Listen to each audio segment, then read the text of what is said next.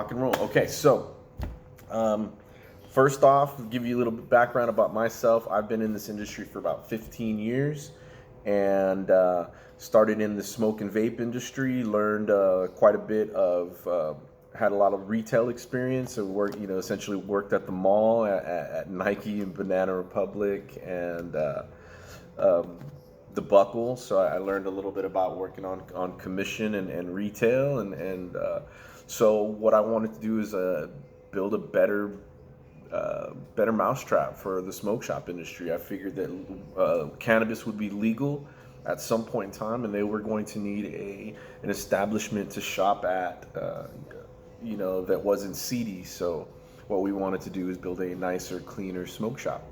So fast forward, we've evolved quite a bit over the years. We've included glass blowing studio, tattoo parlors, skate shops, grow supply, collectibles to our stores and we've tried, all different types of industries and different products and seeing what works, but deep down, we are counterculture, that my roots are counterculture. It's, from music. I played music my whole life.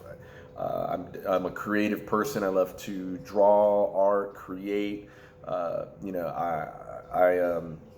still write music. I still play music, and I love to paint and just build stuff. So I applied all that to my business, so we've grown our business since 2004. We established Lazydaze in 2004. We incorporated Dazedinc in 2007, and I've opened up stores, licensed stores up and down I-35 in Texas, and we have quite a few operating stores right now that are licensees and up and coming franchisees, where we've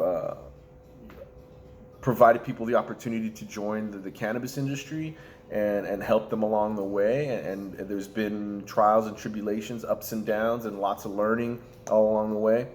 But I will say that we've been around since '04, and we're past the 1% of surviving, and so I'm proud of that. So it's opened up all these doors for me. It's allowed me to learn, to build my business acumen, to grind my teeth and get kicked in the face and dragged through the mud. But I would say I wouldn't trade it for anything else. It's given me so many opportunities to travel, to make money along the way, to build a brand, and to lead. And that's been provided for me and my family. So that's been the biggest plus, and I'd like to continue doing that. And that's my main focus, is to provide for my family, live a good life, and take care of others and help others along the way. Okay, so now let's get back to moving forward. All right, so we've been able to get into all types of ancillary services. We've provided merchant services, we've provided graphic design, brand development, business development, website building. We've learned product photography, content creation, social media, lots of marketing strategies.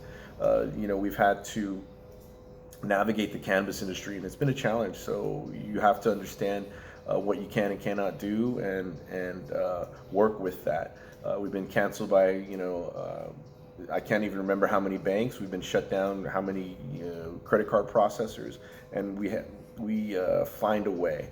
Very resilient, very resourceful, and we know the challenges of this industry very well. So we're ready for the next 10 years. We've also, so what I've done along the way is I've formed different entities. We have Counterculture Brands, which is our franchising and licensing entity. We've created Craft Herbs, which is our farming and real estate entity. We have Craft Harvest, which will be our medical marijuana entity.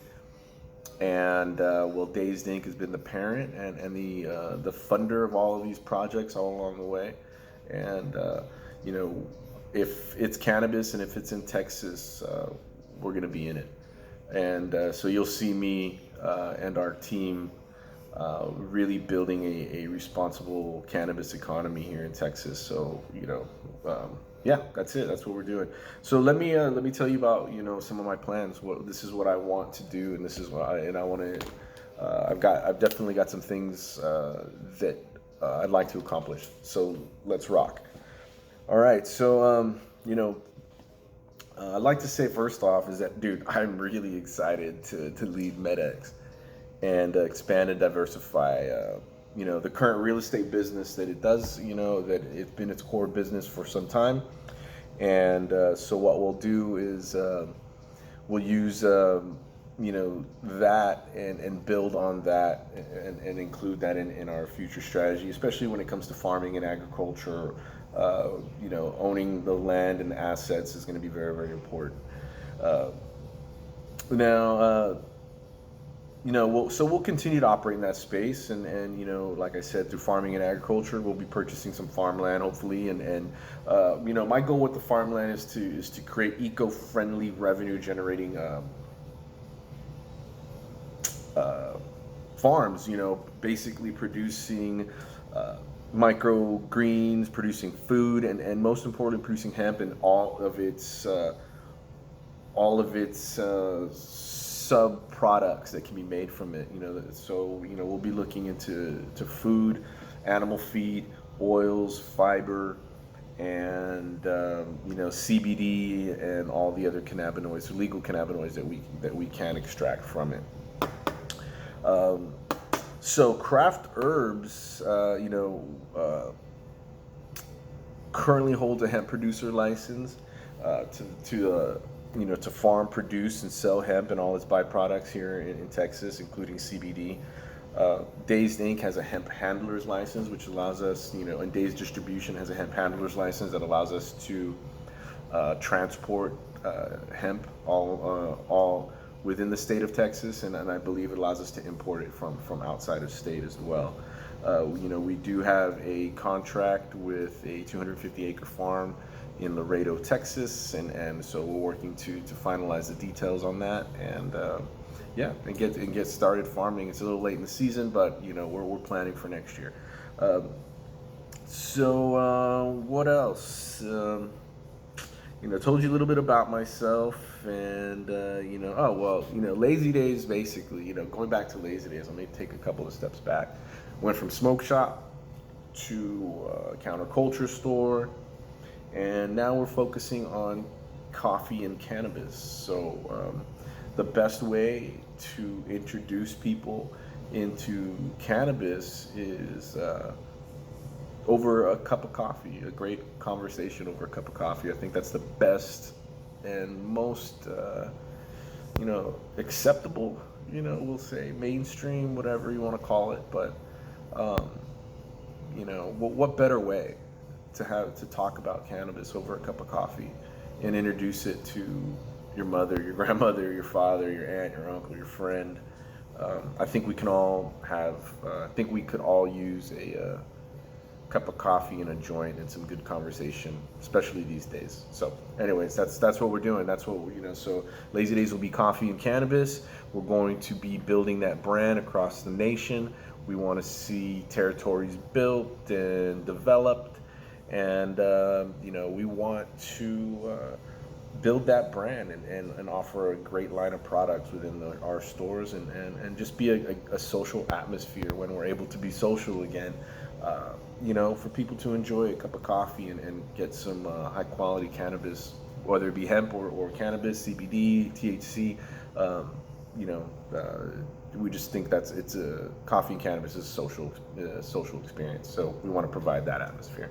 So moving forward, we got a phone call over there, but get someone to answer that. So going back to a couple things that we do currently, we are involved in merchant services, distribution, wholesale, consulting, brand development. You can take a look at some of our websites at texasgreenrush.com, lazydazeco.com, lazydazeshop.com, lazydazefranchise.com, and we got a couple other in development too. So also going back to what some of the what do we own, what are our assets? We got trademarks date back from for the Lazydaze brand, mushrooms and hammock, and you know you know we want to build on that brand, and we want to see that as a lifestyle brand. Uh, what else? So brand development in the pipeline. More Lazydaze franchise stores, corporate stores. We got a couple of secret weapons that brands that we want to develop and for markets, very underserved markets, and we've got a home run there. So we're excited about that. Um, and fine, man. That's it. That's all I got for you. I could talk a lot more, but I will ramble and rant. So rather than ramble and rant, how about I say happy Friday to everybody out there, and I want to see everybody building businesses, making money.